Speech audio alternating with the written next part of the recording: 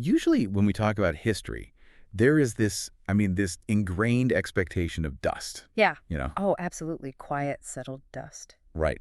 Safely behind glass in some climate-controlled museum somewhere, or just, flattened onto the pages of a textbook. You look at a clay pot or a chipped slint, and it feels completely detached from the actual visceral reality of our modern It lives. feels safe. Exactly. It feels safe. But when you step into the world of the sources we are exploring today, suddenly that display glass completely shatters. Because we are looking at a historical landscape that is quite literally bleeding out on a dirt floor in a basement. Yeah, it is the absolute definition of history refusing to stay buried. What we are looking at today is a massive, violent collision between ancient, earth-shattering secrets and very modern, incredibly brutal bloodshed. It's wild. It really is. The documents we are diving into trace a shockwave that connects the absolute darkest impulses of the modern world to the very dawn of human consciousness. So we have a stack of reports, articles, and field notes for this deep dive today that read exactly like a gripping, high-stakes thriller. But, and this is the crazy part, we are treating the astonishing events and discoveries detailed within these sources as absolute, verified fact. Because they are facts. Right. We are tracking two bizarre, highly disturbing events happening in the exact same time. So on one side of the world, a gruesome, highly ritualistic attempted murder takes place in the dark, damp cellar of a historic building right in central London. And then, thousands of miles away, there is this massive archaeological dig in the remote, sweltering Turkish desert. And it's unearthing a site that fundamentally breaks the accepted timeline of human evolution. I Mhm. mean, it doesn't just challenge the textbooks, it incinerates them. It burns them to the ground. So our mission today is to guide you through these dual mysteries. We're going to connect the dots between masked men digging holes in London and ancient stones rising out of the sands of Anatolia. We want to uncover exactly what humanity's deepest, darkest past might be trying to tell us today. And it is a dark message. It really is. I can promise you this. By the end of this deep dive, your understanding of human history and, well, the extreme, terrifying lengths that people will go to in order to control that history, it will be completely upended. Definitely. Where should we begin? Let's start where the blood was spilled. Yes. So picture this. It is 5 a.m. on a damp April morning in London. The streets are slick with this mild drizzle, and we are following a young guy named Alan Greening. Right. Now, Alan is heavily intoxicated. He has been drinking literally all night in Covent Garden, just hopping from pubs to bars. And eventually, he ends up at a club called Stringfellows. Standard London night out. Exactly. He was throwing multitudes of 10-pound notes at dancers until the lights came up and the bouncers essentially just tossed him out onto the street. So it is that very specific dead hour of the urban night. You know, it's too late for the clubbers to still be energized, but it's too early for the street sweepers, the delivery trucks, or the first wave of office workers. The whole city is completely still. Right. Alan is just trying to find a taxi to get home to Clapham, so he takes a detour down a side road off the Strand, heading toward the embankment where he hopes to hail a cab. And this street is called Craven Street. It is lined with these serene, dark brick Georgian buildings, and as he is walking down this deserted, echoing street, he hears a noise. But, and our sources really emphasize this, this isn't just a generic cry for help. Yeah. It is a groan, and it's described as clogged, distorted. The word help is coming out as this mangled, wet, gurgling Oh, sound. it's so creepy.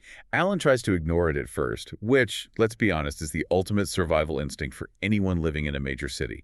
You hear something terrible in an alley at 5 a.m., you keep your head down and you walk faster. You don't get involved. Right. But the sound happens again. It is a curdling, desperate groan coming from a row of elegant old windows. Specifically, it is coming from a building with a wooden placard that reads, the Benjamin Franklin Museum. And the heavy front door of this historic museum is swung wide open. The psychological threshold Alan crosses here is fascinating to me. The sources note that he actually hears his mother's voice in his head, this ingrained moral imperative that if someone is in absolute dire pain, you simply cannot just walk away. Even when you're drunk. Right. He pushes past his own fear and the haze of his intoxication, and he actually steps into the dimly lit, perfectly still museum. He follows those horrifying wet moans down a set of wooden stairs into the cellar. And what he finds down in that basement is pure, unfiltered nightmare fuel. The cellar floor, which is made of old dirt and flagstones, has been completely and comprehensively dug up. There's a massive, deep black hole going down a meter or more into the London soil. A literal excavation. Yes. Next to this freshly excavated earth is a lurid, sticky, scarlet bloodstain spattered all over a pile of something blindingly white. The visual details in the reports are hyper-specific here and so unsettling.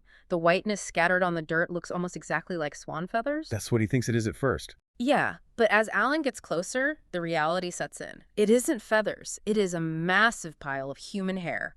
Stark white human hair that has been completely violently shaved off someone's head and just left on the ground. The groan is coming from the next room, so Alan fumbles for the light switch and hits it. In the center of the room is a 64-year-old man, completely naked on the cold floor. His head has been brutally shaved, and the scalp is covered in nicks, cuts, and deep grazes from the blade. His eyes are wide, red, and frenzied with unspeakable terror. But it's his chest that stops Alan in his tracks. Yeah, the man's soft, elderly skin has been violently carved with a knife. Slashed deeply into his chest is a crude, bloody Star of David. And then we reach the absolute apex of the horror, which explains the mechanical reason why the man's groans were so distorted and wet. It's awful. His mouth is overflowing with blood, bubbling down his chin and pooling on the floor. He slowly raises his hand toward Alan, almost as if he is offering a horrific gift. Clutched limply in the old man's fingers is his own severed tongue. I just want to pause for a second and absorb the sheer brutality of that image, because this becomes Detective Chief Inspector Mark Forrester's crime scene. Forrester goes straight to St. Thomas's Hospital to interview the victim, who we learn is David Lorimer, the caretaker of the museum. Right. And since Lorimer obviously cannot speak, the entire interview is conducted via these frantic, handwritten notes from his hospital bed. Through these notes, Lorimer reveals the timeline. He woke up around 4 a.m. to the sound of breaking glass. He went down to the cellar to investigate and found a team of 5 or 6 men. The whole team? Yeah. They were all wearing ski masks. They were expert, efficient, heavily organized. And Lorimer specifically notes that one of them spoke with what he described as a posh voice. A posh voice? Right. But the crucial detail is what they were actually doing before they caught him. Yes, because they weren't there primarily to assault him. They were there to dig. They spent hours excavating that massive hole in the dirt floor of the basement, and the only reason they stopped mutilating Lorimer, the only reason he survived, was because a car alarm, coincidentally, went off on the street outside. It spooked the attackers into fleeing the scene. Let's look at the medical reality of what happened to David Lorimer for a second, because it speaks volumes about the perpetrator's motives. The doctors described the injury as a total glossectomy. Total glossectomy? Yes, the complete, brutal removal of the tongue, likely using heavy shears or pruning clippers. And why does this specific injury matter so much? Because this is not just a standard physical assault to incapacitate a guard. It is a highly symbolic, permanent silencing. The message is unmistakable. You will never speak of what you saw here. Okay, wait. I have a major question about the logic of this crime scene, though. So if the car alarm saved the caretaker's life by scaring the men away, that means the attackers had plenty of time before the alarm went off. They had the man subdued. Why go through the agonizingly slow, messy process of meticulously shaving his head, gathering the hair, and carving geometric religious symbols into his chest instead of just eliminating the witness immediately with a bullet or a knife to the throat? It doesn't make sense for a normal robbery. Exactly. This feels like a dark ritual, not a standard break-in. That observation cuts right to the core of criminal intent.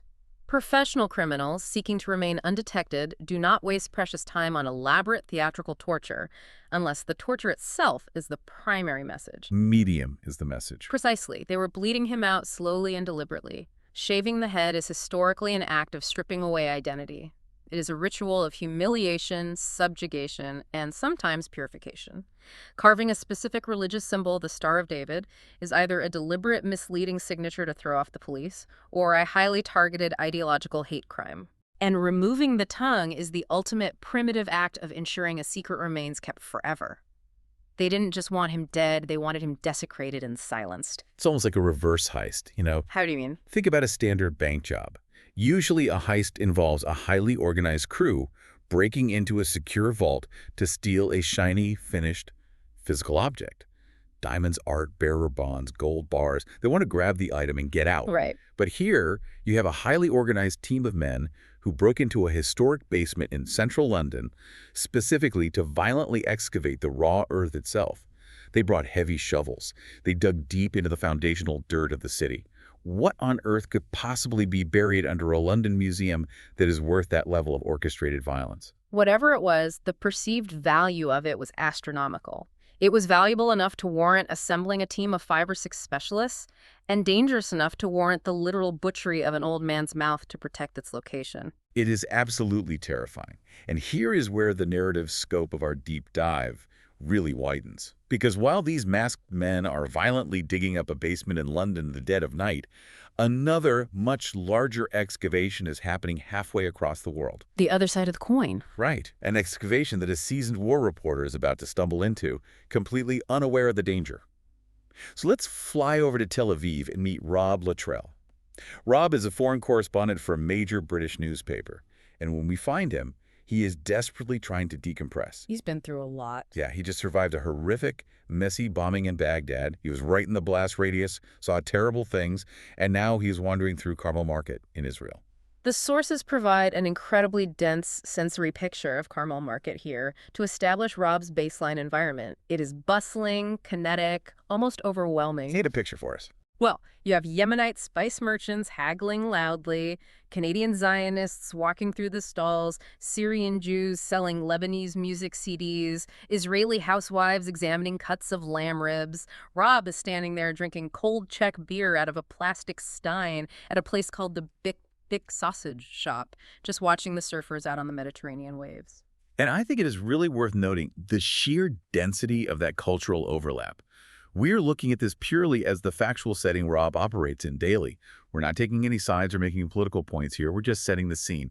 The atmosphere is layered, incredibly tense, and culturally complex. Absolutely. This is a man who makes his living analyzing volatile fault lines between different groups of people. It's loud, it's chaotic, and it's entirely unpredictable. Which is a perfect mirror for Rob's internal psychological state. He's a man profoundly caught between two worlds. On one hand, he is a father who desperately misses his 5-year-old daughter Lizzie back in London. His marriage to his ex-wife Sally disintegrated largely because of his intense globe-trotting career. It takes a toll. It does. But on the other hand, despite the fresh trauma of surviving a bombing in Baghdad, he is actively addicted to the adrenaline of his job. The chaos is his comfort zone. He is actually standing there craving his next dangerous deployment, hoping to be sent to Gaza or straight back into the insurgency in Iraq. He needs that kinetic forward momentum just to function. So he is standing by the beach, feeling this heavy guilt about his daughter, but buzzing with nervous energy, when his cell phone rings. It's a British number. It is his editor, the guy named Steve. Oh, Steve. Yeah, Steve. Now, Steve is not your typical Tweedy, Oxford-educated journalism editor sitting behind a mahogany desk. He is described in the sources as ultra-cockney, swearing constantly, talking more like a roughneck Tilbury docker than a newspaper executive. Steve has a very specific, non-negotiable directive for Rob. He explicitly bans Rob from returning to any active war zones. He tells him, essentially, you've had enough trauma for a while, you need to cool off. Right. But instead of sending him home to London to see his daughter, Steve is sending Rob on what sounds, to a war correspondent at least, like the most tedious, soul-crushing assignment imaginable. An archaeological dig in Kurdish Turkey. Rob is massively disappointed. He thinks he is being put out to pasture. He imagines he's going to be forced to look at dusty old bones, broken pottery, and cave paintings while the real news happens elsewhere. But then Steve drops the hook. The bait. Yeah. He lowers his voice and says, I'm serious about this assignment, Rob. These aren't just boring old stones. What these Germans found out there in the desert, it's something really quite weird. The editorial instinct at play here is worth examining. Why would a hard-nosed newspaper editor pull one of his top war correspondents, a guy whose expertise is modern ballistics and geopolitical collapse, and send him to look at rocks in the dirt? It's a great question. Because Steve senses that whatever's happening in Turkey has stakes that mirror a global conflict. Unearthing a completely new version of human history can be as explosive as a literal bomb. It changes foundational narratives, it changes ancient land claims, it shifts the entire cultural power dynamic of a region. And if you think about it, Rob's background actually makes him the perfect proxy for you, the listener. He openly admits he doesn't know the first thing about archaeology. He fled formal education when he was 18 to jump straight into journalism just to make money. He's not an academic. No, he doesn't have an Ivy League degree in anthropology. He isn't bogged down by decades of academic dogma or institutional bias. He doesn't care what the textbooks say should be in the ground. He just speed reads, synthesizes raw data, and looks for the narrative truth. He is completely unburdened by the scientific establishment's assumptions about human history, which means when he's presented with something that is supposedly impossible, he won't try to force it to fit into a pre-existing academic box. He is perfectly positioned to see the impossible for exactly what it is. So we follow Rob on his flight. He has a 3-hour stopover in Istanbul, where he sits in an airport lounge sipping watery gin and tonics, rapidly speed-reading dense textbooks about ancient man, trying to cram thousands of years of human evolution into a few hours. As journalists do. Right. He is heading to a place called Sanliurfa, way out in the wild east of Anatolia, right near the Syrian border. He is about to touch down in a place that will force every one of those textbooks he just read to be thrown into the fire. The destination is a site called Göbekli Tepe. Pronounced Göbekli Tepe. Right, exactly. Göbekli Tepe. So Rob arrives in Sanliurfa at night. The heat is described as oppressive, like stepping into an open oven, even in the pitch dark. Sanliurfa sits right on the edge of the great Syrian desert. The next morning, he takes a taxi out into the arid desolation. It is 30 kilometers of driving past dusty, impoverished villages and scorched cotton fields. And then finally, the taxi crests a hill marked by a solitary ancient mulberry tree. The history of how this specific site was discovered is a profound lesson in academic blindness. Oh, this part is wild. It really is. Back in 1964, a joint team of American archaeologists surveyed this exact area. They walked over the very ground Rob is standing on.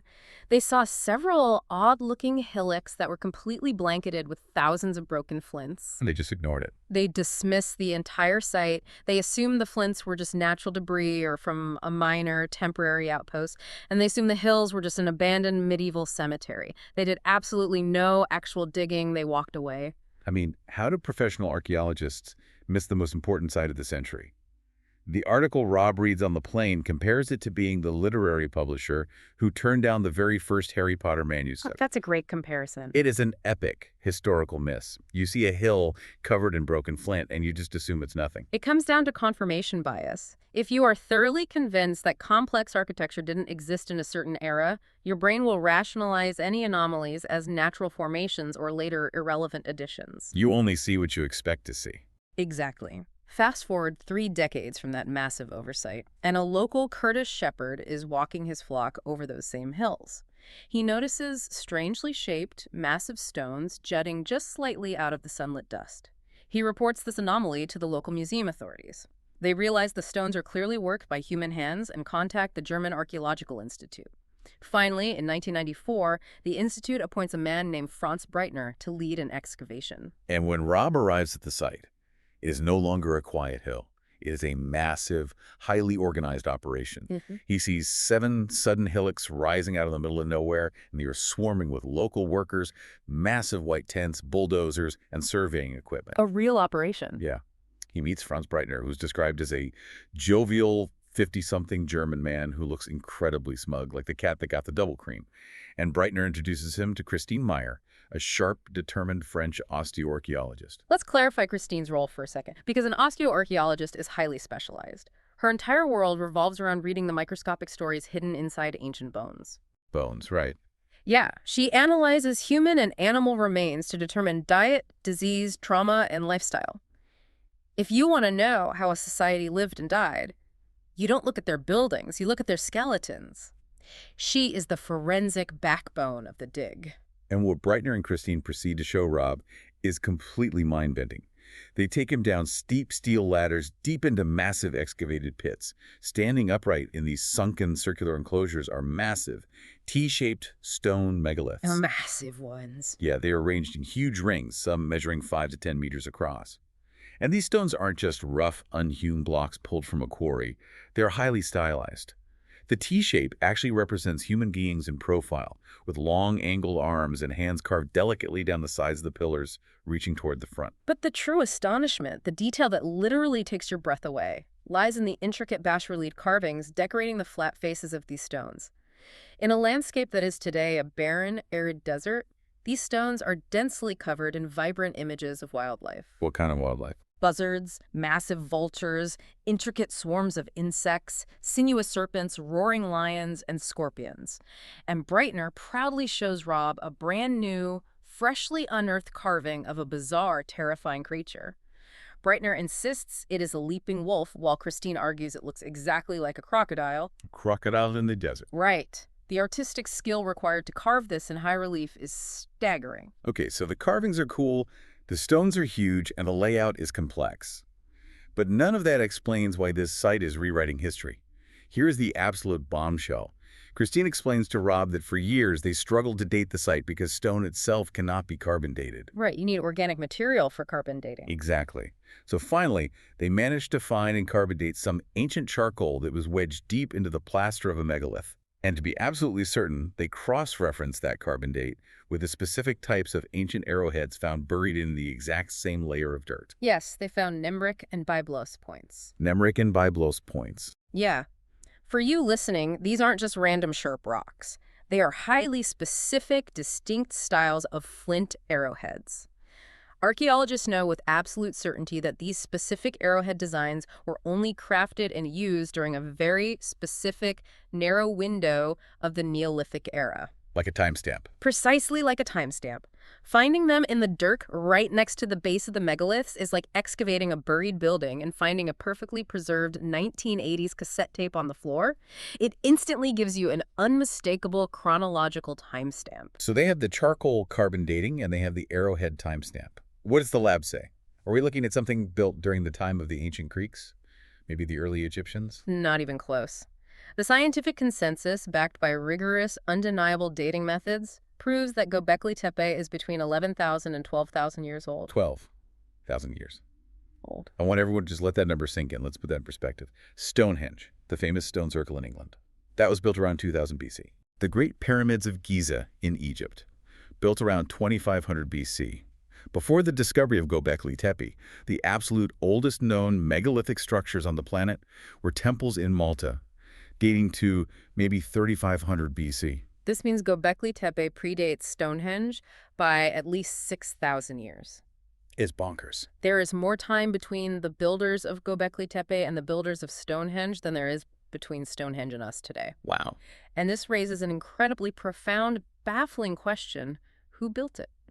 The answer is hunter-gatherers, people living at the very end of the last ice age, people whose absolute highest technological achievements were bows, arrows, and chipped flint tools. Those are basic. Completely basic. These people had not invented pottery, they had not discovered the wheel, they had not invented writing, they had not even conceptualized the idea of farming or agriculture. I really cannot emphasize enough how wild this is.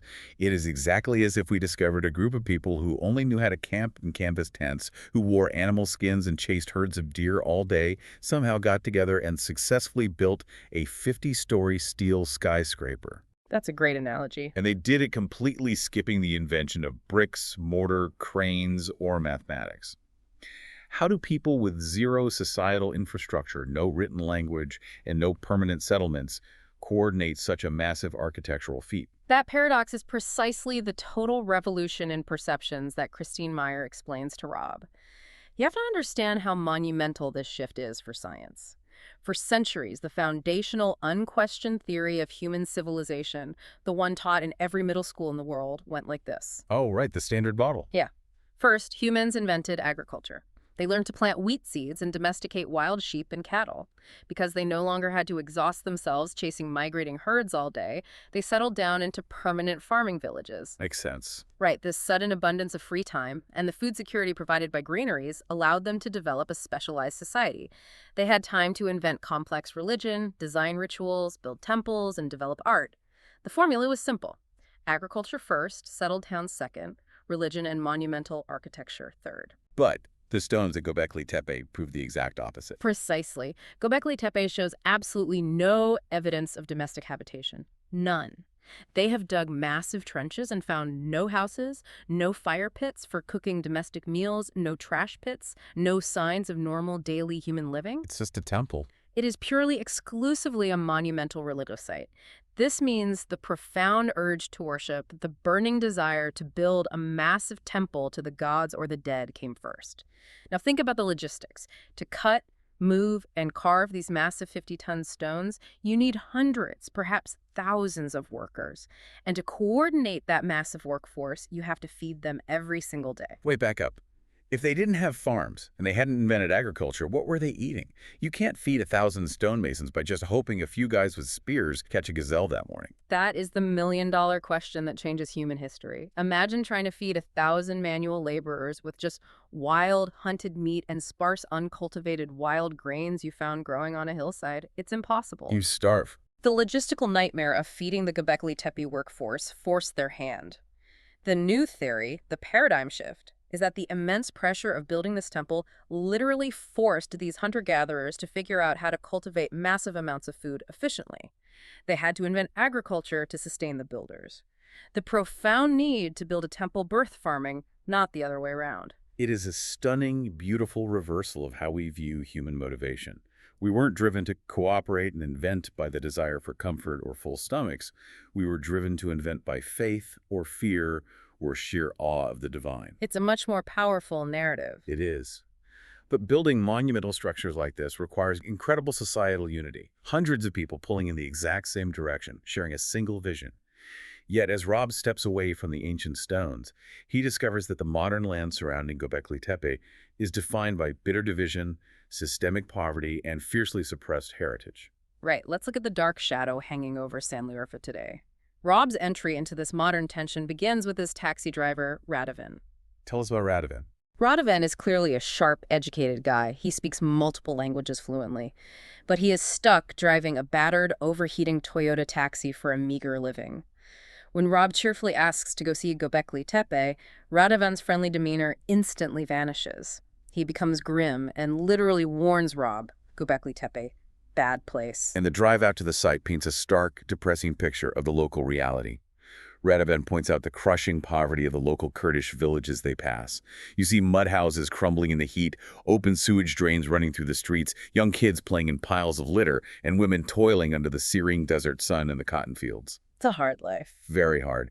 And Radovan makes a very specific, deeply ingrained economic and political complaint about the situation. And again, for you listening, we're just imparting the facts from the source material here. We aren't taking sides on the regional politics. We're just reporting what Rob experiences. Absolutely. Radovan's perspective is very clear. He states that the national government is deliberately keeping the Kurdish population in this region poor by actively suppressing the massive economic potential of Göbekli Tepe.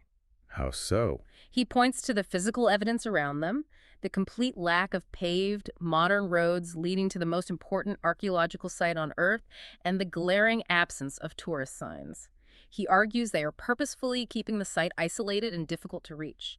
If a 12,000-year-old temple were marketed properly, it would be a global tourist gold mine, bringing millions of dollars, hotels, and infrastructure to a highly marginalized, impoverished region. And Christine Meyer actually validates the complexity of this tension later in the day. She tells Rob that, from an archaeological standpoint, the government is limiting infrastructure for valid preservation reasons. I mean, they absolutely do not want thousands of tourists trampling a fragile, newly excavated 12,000-year-old site into dust. That makes sense scientifically. Right.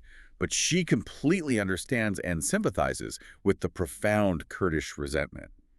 And she hints that the suppression goes much deeper than just worrying about tourist foot traffic. Oh, definitely. To really explain the depth of the issue, Christine insists they leave the site.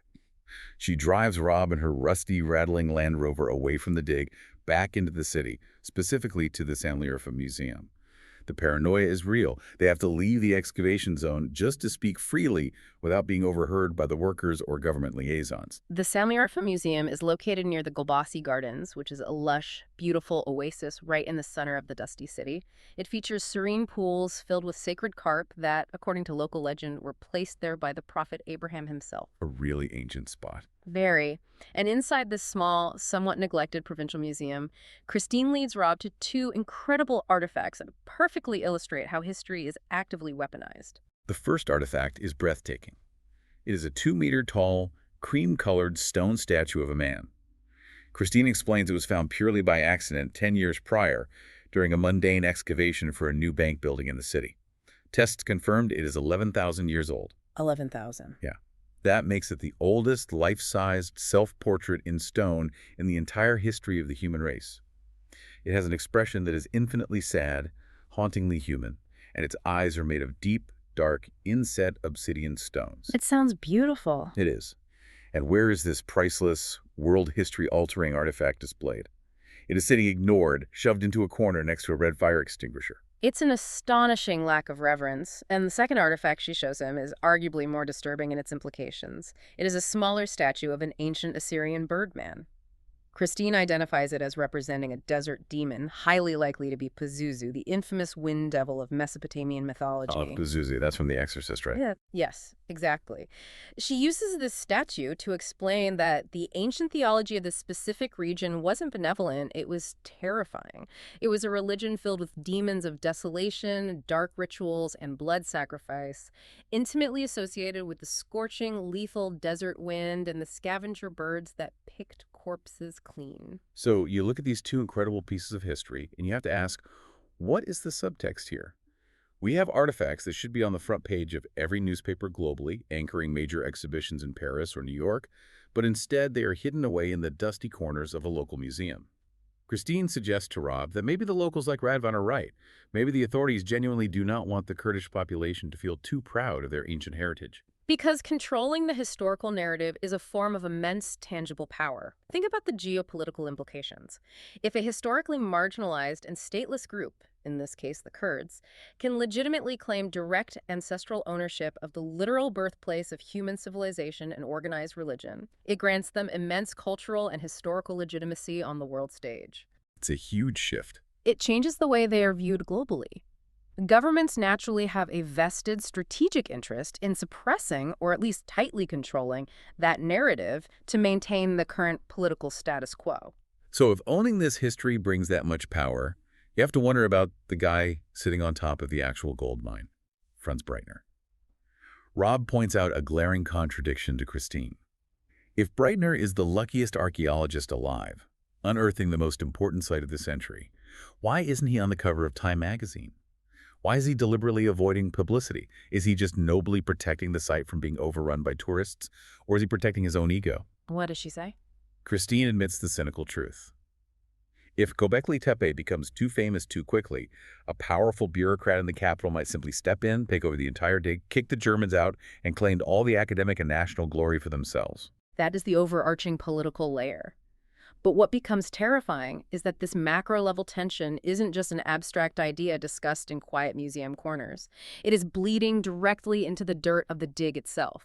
It is manifesting as real, physical danger. Exactly. Remember that look of pure hatred Rob noticed earlier in the day?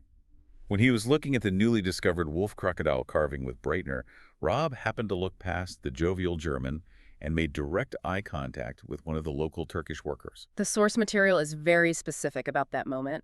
The worker's expression wasn't just annoyed, it was glaring with raw anger, even sheer unadulterated hatred directed right at Breitner's back. It's chilling. It was a shocking, visceral look of hostility that Breitner was either completely oblivious to or deliberately dangerously ignoring. Rob feels this deeply unsettling vibe. The atmosphere on the hill is toxic. He pushes Christine on it while they're safely hidden away in her car, and she finally breaks. She confesses that the dig is plagued by bizarre, targeted, highly dangerous accidents. She clarifies that this isn't just normal workplace friction or complaints about wages. She describes a terrifying pattern. Heavy steel ladders suddenly falling away while researchers are climbing them. Deep, meticulously shored up, excavated trenches inexplicably collapsing, threatening to bury people alive. Vehicles mysteriously breaking down constantly. It's not just bad luck, no. Christine, who is a seasoned veteran who has worked on intense digs all over the world, from unearthing ancient human sacrifice sites in Mexico to exploring claustrophobic Neanderthal caves in France, she states clearly that she has never experienced a hostile atmosphere like this. She reveals her darkest suspicion to Rob. The local workers aren't just resentful about the politics. They are actively trying to sabotage the dig. They want the archaeologists to pack up, stop digging, and go away. And it isn't just about preserving the land. Christine believes the workers are actively trying to hide something. They know something is down there that shouldn't be brought up to the light. And then she drops the final twist, a revelation that throws the entire scientific endeavor into a highly sinister light. Oh, this is the craziest part. Franz Breitner, the transparent, laughing, camera-friendly leader of the dig, is secretly going out at night. Yes. Under the absolute cover of darkness, taking only a select few highly trusted workers, Breitner is sneaking out to the mounds and conducting illicit, off-the-books excavations. If we analyze the psychology and the professional ethics of this, it is staggering. Archaeologists are creatures of rigid, unyielding method. They rely on bright sunlight to see soil stratigraphy. They rely on meticulous grid mapping, exhaustive photography of every pebble, and transparent peer review. They write everything down. Exactly. For a world-renowned expert to completely bypass his own team, violate every rule of his profession, and dig blindly in the dark implies a desperate, highly paranoid search.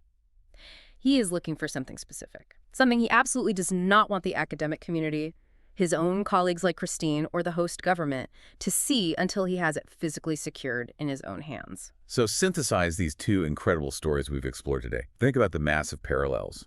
In a damp, historic basement in London, incredibly violent, masked men are digging a massive hole in the dead of night. They are so desperate for secrecy that they are willing to physically slice out an old man's tongue to keep their excavation hidden. Right. Thousands of miles away in the remote Turkish desert, a legendary respected archaeologist is doing the exact same thing, violating his life's work to dig in secret under the cover of darkness, while his own workers actively try to sabotage and perhaps kill him to stop him. What are they all desperately looking for in the dirt? They are looking for something that connects the darkest, most violent impulses of the modern world to the very dawn of human consciousness. It has been an incredible journey we've taken today. We started with a mutilated caretaker, David Lorimer, holding his own severed tongue in a pool of blood to protect a subterranean secret. And we traveled to a 12,000-year-old temple in the scorching desert that definitively proves human beings were driven to worship gods and terrifying demons long before they even knew how to plant a field of wheat. But there is one final, chilling piece of context we must discuss, drawn directly from the author's notes in our source material. Because the most terrifying fact about Göbekli Tepe isn't who built it. It isn't the fact that it completely rewrites the history of agriculture and religion. It isn't the dark demons carved on the stones, and it isn't even how incredibly old it is. What is the most terrifying fact? It is the fact that around 8000 BC, after using this magnificent temple for centuries, the site was deliberately, painstakingly buried. Yes, the very people who spent generations of blood, sweat, and starvation building this impossible monumental structure made a conscious decision to erase it. They carried thousands upon thousands of tons of earth, rubble, and refuse, and they meticulously covered the entire complex up. They buried the towering megaliths, they buried the carvings of the scorpions and the lions, they erased the greatest architectural achievement of their era from the surface of the earth. And to this day, no one in the scientific community knows why. So I leave you, listening right now, with this final thought to mull over. If an ancient civilization spent unimaginable resources, coordination, and blood building the greatest, most powerful monument in human history, only to turn around and meticulously, deliberately bury it under mountains of dirt, what were they trying to protect us from?